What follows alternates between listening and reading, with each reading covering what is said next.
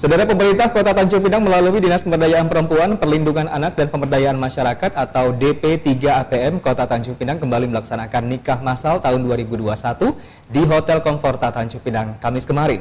Tahun ini tercatat sebanyak 10 pasangan suami istri dari 3 kecamatan di Tanjung Pinang yang pernikahannya disahkan dan dicatatkan secara negara.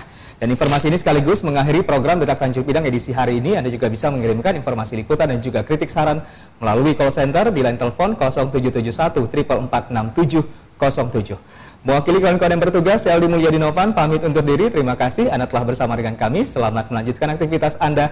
Jaga selalu kesehatan dan sampai jumpa.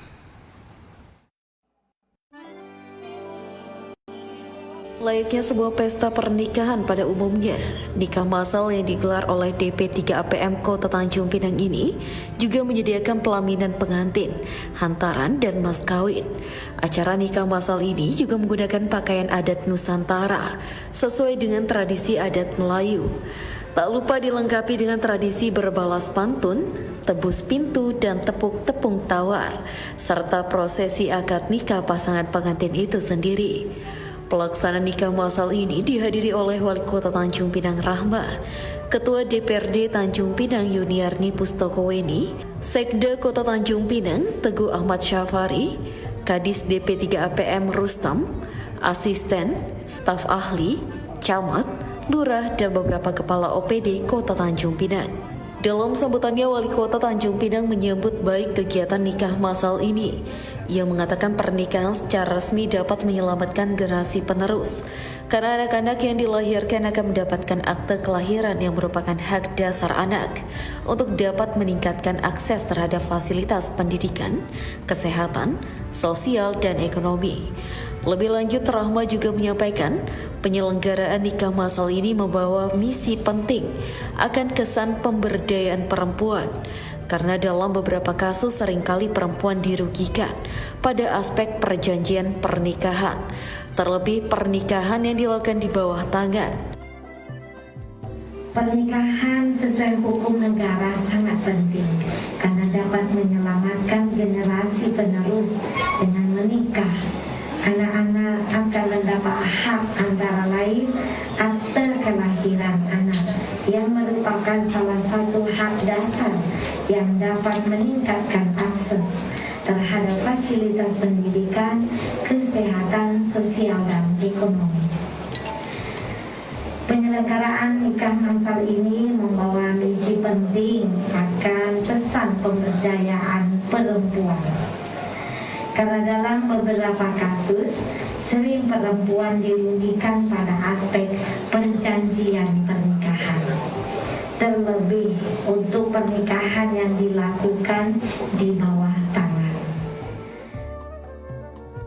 Sementara itu, Kepala DP3APM Kota Tanjung Pinang Rustam mengatakan, tujuan nikah massal dilakukan dalam rangka memberikan perlindungan terhadap perempuan dan anak yang dilahirkan dan kepastian hukum ke depannya serta menjamin hak-hak perempuan dan anak.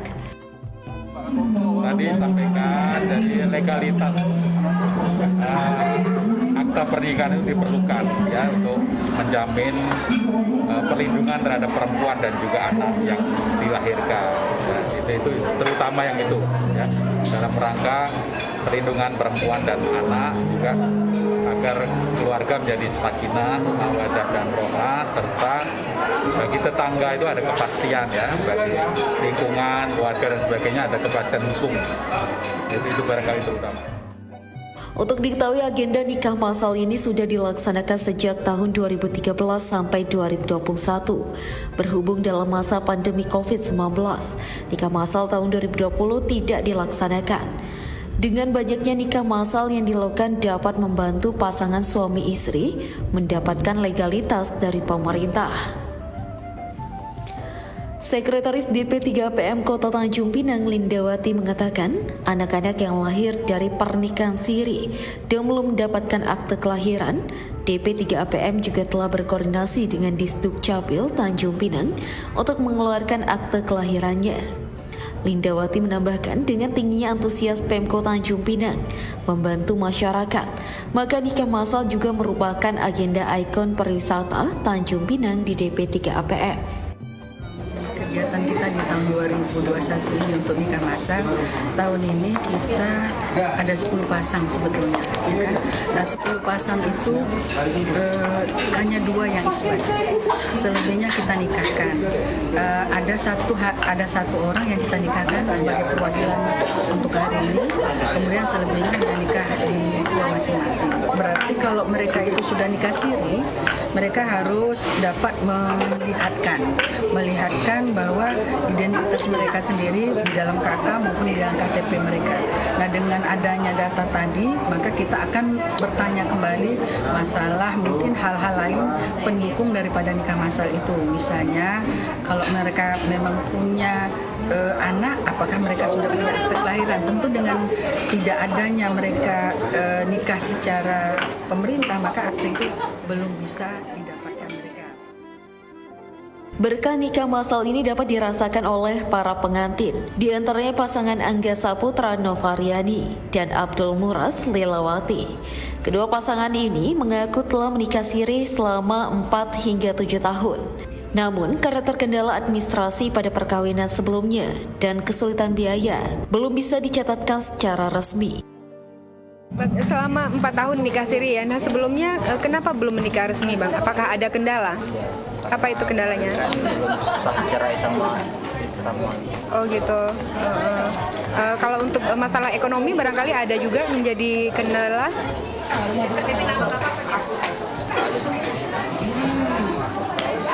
Gimana Bang? Apa kendalanya? Sulit mengurus surat-surat. Sulit mengurus surat-surat ya salah satu itu. Sulit mengurus surat-surat salah satunya ya. Baik-baik aja lah. Kalau ada masalah bisa diselesaikan bersama-sama gitu. Untuk kakak sendiri nih dengan adanya nikah massal ini, sebelumnya kan kakak nikah siri, bagaimana tanggapannya? Ya terbantu. Ya asimilasinya, masalah ininya kan biar gampang gitu, walaupun kita ngurus suratnya susah kan, tapi walaupun susah tapi kita jalan ini kan biar kita selesaiin gitu. Bang, sebelumnya udah nikah siri atau bagaimana? Saya udah nikah siri.